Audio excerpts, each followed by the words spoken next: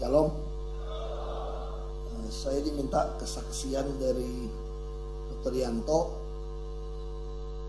Saya berpikir saya bukan tukang khotbah. Saya sengaja bawa Alkitab saya. Ini 6 tahun terakhir saya mulai mengganti Alkitab saya dengan yang chronological Bible. Jadi kalau saya bawa ke gereja nggak bisa Alkitab ini, karena dia loncat-loncat sesuai dengan urutan tahun. Jadi kalau saya ke gereja, saya masih lebih suka bawa Alkitab yang bahasa Indonesia, bukan bawa di iPhone. Walaupun di handphone kita ada Alkitab. Nah, saya waktu itu berpikir bagaimana menjelaskan kepada anak saya tentang pentingnya membaca Alkitab. Akhirnya kesempatan itu datang ketika anak saya sedang menghadapi ujian negara. Lalu saya tanya gini sama anak saya, besok ujian apa? Kalau besok ujian bahasa Indonesia, apakah kamu belajar fisika malam ini? Dia bilang tidak. Enggak Pak, katanya. Kalau besok bahasa Indonesia, kita belajar bahasa Indonesia malam ini. Oh gitu ya. Kenapa gak belajar fisika saja? Ya ngapain dia bilang gitu? Terus saya tanya lagi pertanyaan kedua. Gimana kalau gurumu itu bilang begini, besok ujiannya gak kasih tahu kamu. Pokoknya besok ujian aja. Langsung anak saya bilang, gak fair, gak fair. Gak fair. Kalau gurumu memang edan gimana, saya bilang. Terus memang maksain kamu, pokoknya besok datang ujian. Wah kalau gitu Pak, kita mesti baca semua, mesti belajar semua mata pelajaran yang mungkin yang kita sudah belajar. Nah terus saya bilang, kamu berani nggak tidak belajar? Padahal sudah hafal tuh. Besok kan ujian bahasa Indonesia, berani nggak belajar? Enggak Pak, bisa nggak lulus katanya. Terus saya boleh masuk ke Alkitab. Saya bilang kita hidup ini tiap kali kita bangun pagi itu sama seperti kamu teriak gurunya tidak fair. Banyak orang dalam hidup ini berteriak hidup ini tidak adil buat saya, tidak fair buat saya. Kenapa? Sudah tahu hidup dunia ini tidak adil, ujiannya nggak jelas mau ujian apa tiap bangun pagi. Kamu masih kagak mau belajar lagi, gimana nggak fair? Itulah kira-kira kehidupan kita. Kita setiap kali bangun pagi seperti anak yang menghadapi ujian negara. Kita tidak tahu, ini lebih parah daripada sekolah. Kalau sekolah 4 mata kuliah, 4 mata pelajaran kita masih ingat. Matematik, bahasa Inggris, bahasa Indonesia gitu ya. Fisika kita ingat 4, berarti belajar 4. Tapi kalau dalam hidup ini kita nggak pernah tahu pagi ini akan menghadapi orang ngapain kita. Kita nggak tahu akan muncul masalahnya apa. Nah untuk menghadapi ujian hidup seperti itu, Anda berani sekali tidak belajar. Nah karena itu kita butuh setiap hari. Saya tidak tahu ada orang suka mengatakan baca Alkitab malam hari. Saya agak penganut sistem agak kolot gitu ya. Kalau malam tuh udah ngantuk. Saya kira kita harus memberikan yang terbaik buat Tuhan. Yang terbaik itu pasti waktu bangun tidur. Ketika kita stamina kita paling baik. Nah saya kira itu yang saya alami. Bisa contoh waktu saya berpolitik. Saya mulai baca Alkitab itu, saya lupa sejak kapan gitu ya. Tapi kira-kira saya udah kuliah, baru masuk kuliah. Tentu saudara juga jangan anggap saya Superman baca habis sudah 20 kali, 30 kali, enggak. Waktu baru mulai, sama, bolong-bolong juga. Kita selalu disiplin baca Alkitab, Kejadian masih semangat, Keluaran lumayan lah. Imamat langsung drop, hilang aja udah. Lalu mulai cari-cari formula, kita loncat deh perjanjian baru gitu ya. Begitu masuk ke Roma, pusing luar biasa itu. Matius, Markus, Lukas, Yohanes ya masih lumayan lah. Kisah para rasul yang suka sejarah masih lumayan. Itu loncat itu pusing gitu. Lalu kita mulai ngajar lagi loncat. Udah sehari lumayan sekali, Amsal saja per tanggal 1, 2, 3. Nggak beres juga. Terus Mazmur deh, Mazmur. Kita mulai lagi 150, Ya minimal sebulan. Ya lumayan lah kita baca satu-satu, kan nanti kan 5 bulan juga naik turun. Saya baru mulai disiplin itu karena pergumulan sebetulnya. Kadang-kadang hidup ini, saya baca saja, saya masih ingat papa saya waktu itu masih hidup. Saya mulai keranjingan baca Alkitab waktu saya kuliah. Di situ saya bisa merasa, waktu saya masih tinggal di Blok 5 Muara Karang, saya bisa sampai merasa saya nggak mau pindah dari rumah ini, walaupun rumahnya kecil, hanya 8 kali 15 dengan kamar yang begitu kecil. Saya bisa merasa ada Tuhan di sana. Ya pagi saya baca, papa saya waktu itu belum percaya, dia mulai marah. Saya kirim kamu ke Jakarta tuh buat sekolah ya, bukan baca Alkitab ya. Lu mau jadi pendeta lu, mau jadi boksu. Saya nggak ngerti, saya baca, tapi saya rasakan Tuhan hadir begitu men. Makanya tadi kan katakan kita harus menyembah Tuhan dalam bentuk roh dan kebenaran. Kebenaran hanya ada dalam firman Tuhan. Banyak orang hari ini kita jadi 2 ekstrim yang salah. Satu roh melulu, tak tahu roh apa. Bilangnya Roh Kudus tahu dari mana kebenaran? Lama-lama Roh Kudus loh. Satu cuma ngomong kebenaran, tapi tidak pernah mengalami hubungan roh dengan Tuhan. Makanya ini gereja ini harus seimbang, 2. Kita harus ngalamin Tuhan secara pribadi. Kita masih seperti Daud yang bisa bilang kita itu curhat. Itu yang dilakukan oleh, saya cerita, Tuhan berbicara kita juga bukan hanya lewat Alkitab, lewat buku-buku rohani juga. Saya pernah lagi baca Alkitab, saya lupa di Keluaran 22 kalau nggak salah. Itu Musa mempunyai sebuah custom, punya kebiasaan, set up tent of meeting, tenda pertemuan di luar perkemahan. Lalu Musa bicara dengan Tuhan itu face to face, muka ketemu muka, seperti seorang teman. Tentu Joshua nunggu di luar. Ini menarik. Waktu saya baca itu, saya merasakan, saya bisa menafsirkan bagaimana suasana Musa menghadapi, harus mengadministrasi gitu banyak masa. Lalu dia harus datang kepada Tuhan, ngomong muka dengan muka kayak teman. Kayak kita chat lah kira-kira gitu. Ini bukan chat, betul kayak teman ngomong. Nah waktu saya baca itu saya dapat. Saya kaget luar biasa, ada seorang penginjil memberikan saya sebuah kopi. Menarik sekali. Saya kira cuma 4 lembar kira-kira gitu. Karena ini buku abad ke-4. Masih tulis Daud diterjemahkan. Ini buku dengan judul The Life of Moses by Santa the Gregory of Nyssa. Buku abad ke-4, diterjemahkan hanya 2 lembar. Waktu saya baca buku itu, ternyata dia juga mengambil, kalau nggak salah Keluaran 22 itu tentang Musa face to face like a friend.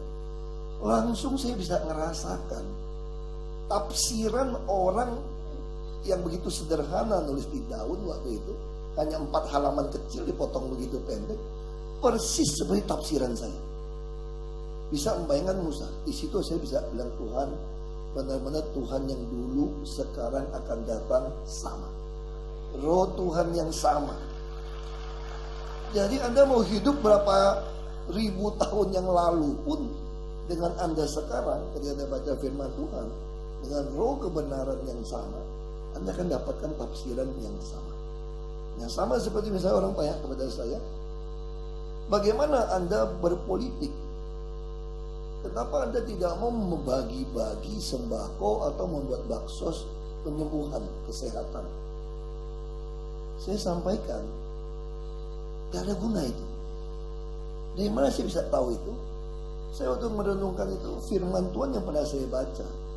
Saya baca, itu Roh Kudus tidak menciptakan firman baru. Kalau ada yang ada Roh Kudus kasih firman yang baru, sesat saya katakan. Ini semua ada di sini. Maka di sini di ujung Wahyu katakan siapa yang nambah, siapa kurang, itu terkutuk.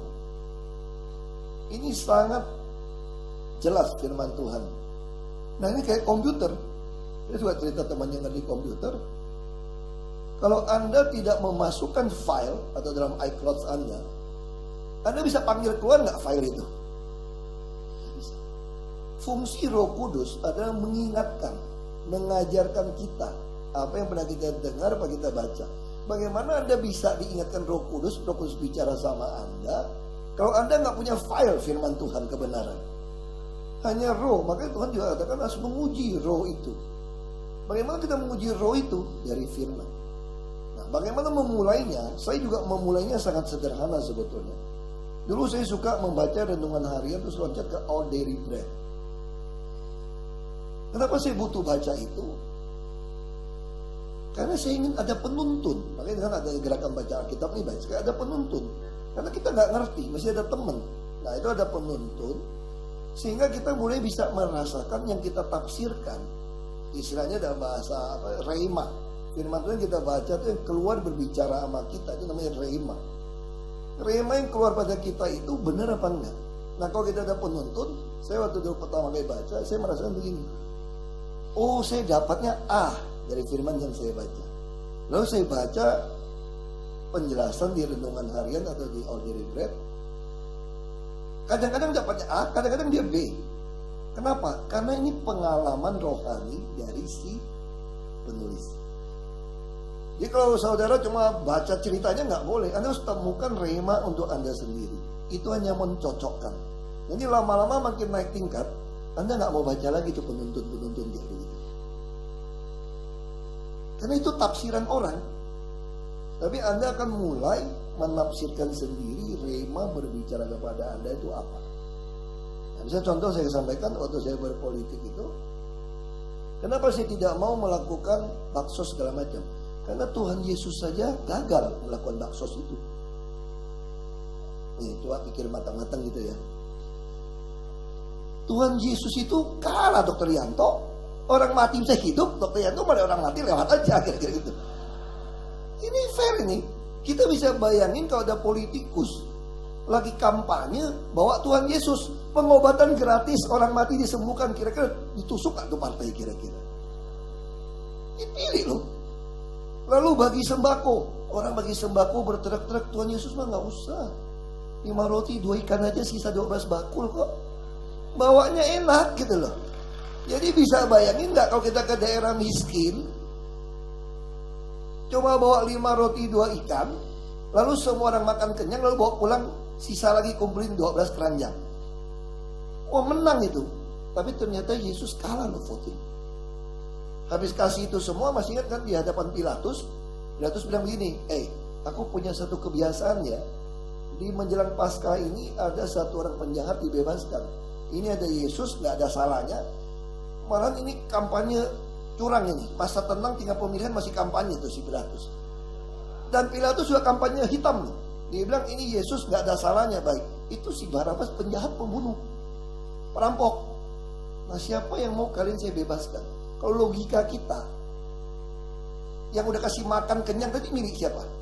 Milik Yesus dong. Udah kasih makan, penyembuhan. Terus ada kampanye lagi dari Pilatus, bahwa ini orang gak benar. Ini yang benar, gak ada salah. Kalah voting Yesus. Kalah voting. Putaran kedua nih, head to head ini. Saya mau cerita ini kenapa? Itulah ajaibnya Tuhan kita. Saudara bergumul apa dalam hidup saudara, maka firman Tuhan ini jadi apa? Nah saya temukan juga satu menarik.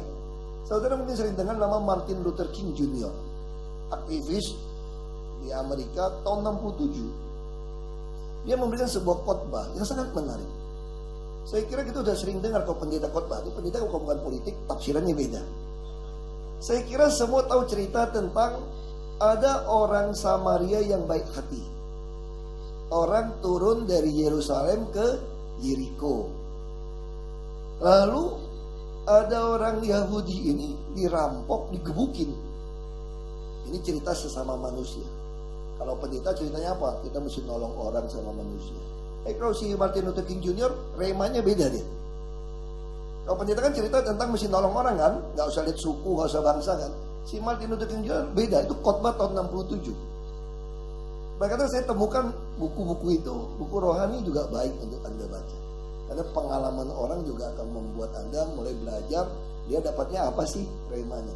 Martin Luther King Jr. khotbah tentang orang Samaria baik hati itu total beda sama di gereja khotbahnya. Saya belum pernah dengar khotbah kayak gitu. Dia bilang tahu nggak? Tahu nggak? Apa yang dilakukan oleh si orang Samaria itulah namanya keadilan. Bukan keadilan, itu bantuan katanya. Karena waktu ketemu orang itu dibawa ke hotel, ditinggalin 2 keping bantuan. Saudara percaya nggak? Waktu orang Samaria itu pergi ngangkut yang digebukin tadi, ada 5 yang digebukin di belakang. Ada lagi, orang jalannya nggak aman kok. Siapa lewat situ masih digebukin, dirampok. Nah yang dilakukan oleh orang Samaria itu cuma bagian dari bantuan. Ketemu, nasib lu ketemu gua bantu lu deh. Kalau kagak ketemu, modal lu balik ke akhirat lu. Kira-kira gitu kan. Nah, lalu si Martin bilang gini, apa yang dilakukan oleh orang Samaria itu namanya bantuan sosial. Tetapi ketika dia menjamin dari Yerusalem turun ke Yeriko, tidak ada yang dirampok dan tidak ada yang digebukin, itulah keadilan sosial. Jadi situ beda keadilan dan bantuan. Makanya saudara masih ingat sila kelima apa? Bantuan sosial bagi seluruh Indonesia? Bukan. Keadilan sosial bagi seluruh rakyat Indonesia. Lalu bagaimana saya bisa temukan? Saudara bukan hanya baca Alkitab, saudara juga mesti merenungkan, saudara mesti duduk, curhat. Misalnya saya bisa temukan bagaimana hubungan Pancasila. Bagaimana saya bisa bertanya, kok hebat ya Bung Karno ya? Bisa ciptakan Pancasila ya. Pancasila ini gak ada beda loh dengan waktu Yesus ditanya dari 10 hukum Taurat, mana yang terutama, terpenting dan yang terutama gitu ya.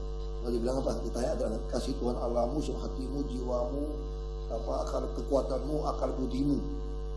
Dan kedua sama dengan itu kasih sesamamu manusia seperti dirimu sendiri. Pada kedua hukumnya tergantung seluruh hukum Taurat dan kitab Nabi.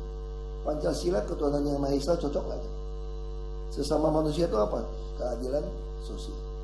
Dan Tuhan kasih saya hikmat. Islam juga bisa ngomong hablum min Allah, hablum min nas. Jadi hubungan dengan Tuhan, hubungan dengan sesama. Jadi sebenarnya Pancasila tidak bertentangan dengan prinsip kebenaran firman Tuhan. Nah ini semua bisa dapat dari mana? Pergumulan. Karena saya orang politik, bergumul orang politik, rema yang keluar ya jadi politik. Kita bisa baca firman yang sama, bangkir keluarnya beda kali, saya nggak tahu. Nanti yang dokter mungkin keluarnya beda. Tapi inilah firman Tuhan kita yang hidup. Karena Yesus itu ya firman yang menjadi daging. Jadi kalau kita baca firman Tuhan, kita rasakan. Nah, saya pun juga punya kebiasaan begini. Inggris saya itu agak jelek, buruk. Saya ngerti sekali, saya punya handicap. Makanya saya beli Alkitab saya itu adalah New Living Translation. Ini bahasa sehari-hari, saya suka. Lalu saya baca kenceng-kenceng tiap pagi firman Tuhan itu. Jadi bayangin kalau suruh baca berjam-jam, saya udah biasa. Tapi tiap pagi saya latihan baca. Itu ada gunanya juga. Jadi pejabat baca melulu, aku santai aja. Karena aku udah sering baca. Baca Inggris lebih susah lagi. Nah kalau kedengaran pronunciation-nya agak salah, saya buka kamus. Jadi saya juga belajar Inggris sekarang melalui Alkitab ini. Dan perbendaharaan kalau menurut saya suka sarankan teman saya, bahkan yang bukan Kristen, kamu mau tahu nggak buku Inggris terbaik di dunia untuk belajar bahasa Inggris? Apa? Alkitab. Dari huruf, angka, lagu, lengkap semua di sini. Nah, ngomong aja apa?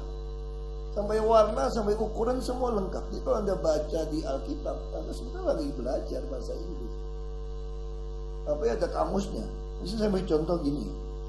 Alkitab ini menarik sekali gitu loh. Saya dulu bisa temukan gini. Saya suka iseng teman. Masih ingat nggak? Waktu ada 2 pengintai. Ada pelacur yang namanya Rahab di kota Yeriko. Ada umpetin. Lalu Rahab ini salah satu nenek moyangnya Yesus. Saya lagi berpikir, ini pengintainya siapa namanya? Jangan-jangan dia jatuh cinta ngumpet-ngumpetinnya orang ini. Ini menarik gitu loh. Kalau saya baca silsilah, namanya Salmon. Di Alkitab nggak sebutin, saya langsung coba. Ini jangan-jangan yang janji kasih ikat merah itu namanya Salomo. Ini menarik. Jadi waktu kita baca Alkitab pun kita